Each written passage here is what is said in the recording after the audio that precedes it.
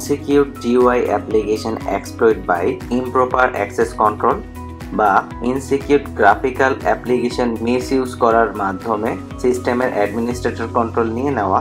তো এই ল্যাবটি করার জন্য আমরা আমাদের ভালনারেবল উইন্ডোজ প্রিভিলেজ এসকেলেশন মেশিনের গ্রাফিক্যাল ইন্টারফেসে চলে আসব।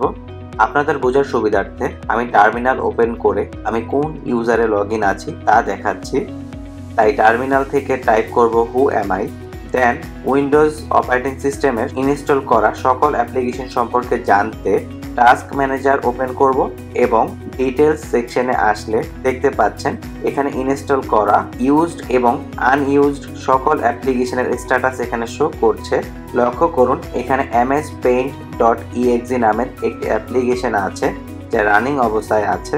তো এই অ্যাপ্লিকেশনটি ম্যাক্সিমাম ওল্ড উইন্ডোজ ভার্সনগুলোতে অ্যাডমিন প্রিভিলেজ দিয়ে রান বা এক্সিকিউশন করে থাকে। তো এই MS Paint অ্যাপ্লিকেশনটি ভালনারেবল কিনা তা জানতে MS Paint অ্যাপ্লিকেশনটি ওপেন করব এবং বাম সাইডে থাকা ফাইল সেকশন থেকে ওপেন মেনুতে ক্লিক করব। দেখতে পাচ্ছেন এখানে সিস্টেম 32 ফোল্ডার ওপেন হয়েছে। তো আমরা যদি ফাইল প্যাথ সেকশনে ফাইল ক্লোন /c clone/windows/system32/cmd.exe লিখে এন্টার দেই, দেখতে পাচ্ছেন সে আমাদের সামনে একটি CMD টার্মিনাল ওপেন করেছে যা সিস্টেম 32 বা অ্যাডমিনিস্ট্রেটর শেল।